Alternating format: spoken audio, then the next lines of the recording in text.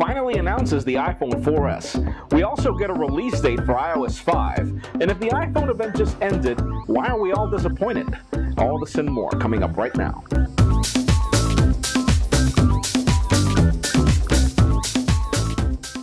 Hello everyone, I'm Jaime Rivera with PocketNow.com and welcome to the special edition of the PocketNow iReview, where we're going to talk about all the things that were cool and what was not so cool about Apple's October 4th event and the iPhone that just got released. Let's start this off with the cool. Finally, after 4 months of continuous rumors, Apple releases a new iPhone to the public. Sadly, there's stuff to cover here that are cool and things that are not so cool, so we'll leave those for later. We have an iPhone 4S, so don't get your hopes up because it's not really an iPhone 4. Apple has kept the iPhone 4 design, though they boosted the specs dramatically. First of all, you get Apple's A5 dual-core chip that's obviously twice as fast as the current A4 chip, and 7 times better graphics performance, so that's interesting because the iPad 2 will bring you 9 times better performance. I wonder what went wrong there. It includes a new 8-megapixel camera which improves optics and a lot of different things, though. It'll allow you 1080p of video recording, and apparently it'll even use the gyro for image stabilization whenever you're shooting video. Really interesting. It also brings a one device for every carrier design, so the phone will actually work on Verizon, Sprint, and AT&T at the same time, though Sprint is coming soon. Sadly, T-Mobile is not the carrier that'll bring the iPhone 4S for some reason. Most likely with the merger with AT&T, things will get solved there. And well, as it stands, the new lineup of iPhone 4Ss will bring you a white and black design, and it'll be available for pre-order on October 7th and then on October 14th in stores, though we're not really sure if people are actually going to go crazy over a phone that looks exactly like the previous year's model. And while you can get it in 16 gigabytes for $200, you can actually also get it in 32 gigabytes for $300, and then it'll cost you a staggering $400 after a 2-year contract for a 64 gigabyte model. Sad news on that pricing. And well, you can also get the old iPhone 4 for 8 gigabytes, and you can also get it in white and black for $100 on both Verizon and AT&T. And hey, if you still want to get the cheap iPhone 3GS, it'll be available for free, though only in black and also in 8 gigabytes on AT&T. And yep, you can also bet that'll cost you 2 years of a kidney contract.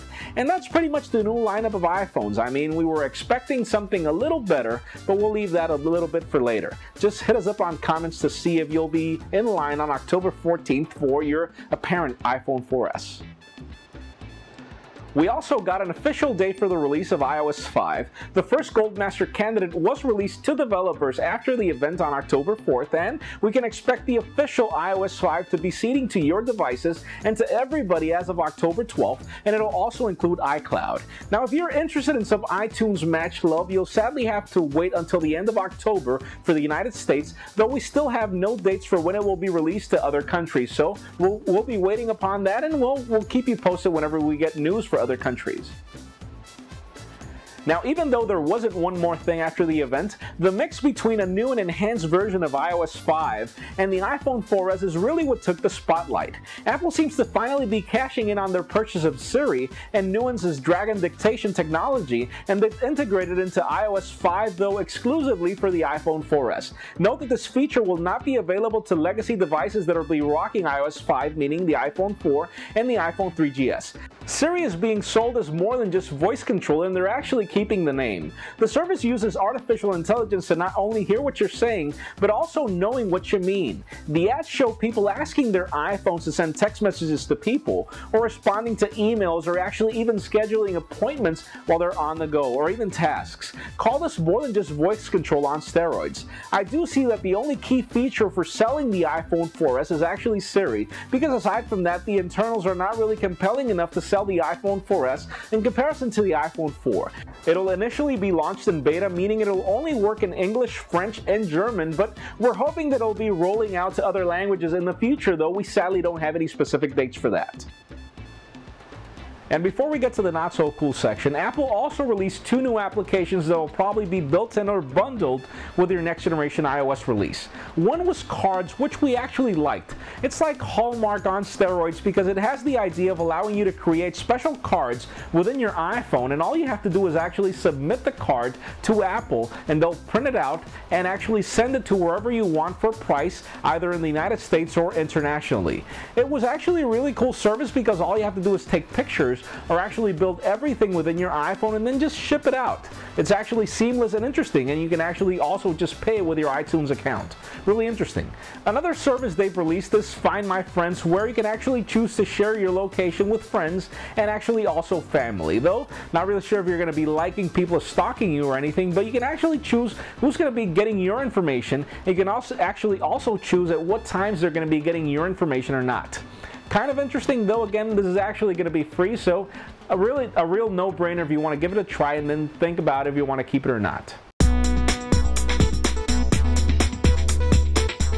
Alright, so that does it for the cool. Let's continue on with the not so cool. This one's really a no-brainer. First of all, there's no iPhone 5. Everybody was expecting a thinner design, a different device, a larger screen, 4G capabilities. Everybody was expecting everything from this next generation iPhone, and what we got was an iPhone 4 on steroids.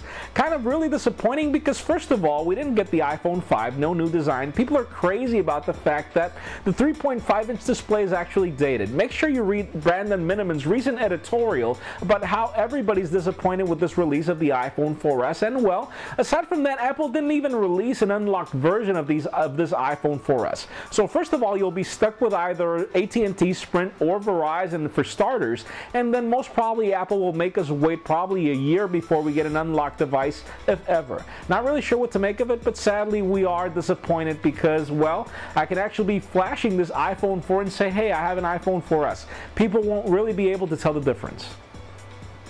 Number 2 in our complaints for the iPhone 4S is the fact that it doesn't bring either 4G or HSPA Plus in this decade. I mean, competition right now is already at HSPA Plus. Some devices are at LTE. Obviously, they're not perfect. Some things could be improved in battery life, but sadly, Apple was actually boasting within the event that currently even those HSPA Plus devices are not offering their full potential, that they're only offering 14 megabits per second in download speeds, and apparently there's this new technology and antenna design, hopefully not antenna gate, that will provide those same HSPA Plus technology download speeds of 14 megabits per second on the current generation iPhone 4S. Sadly, these also competing devices are already capable of HSPA Plus.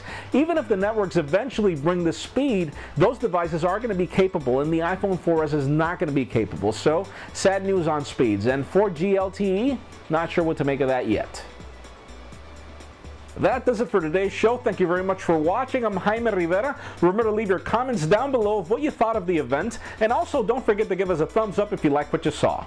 That's it for now.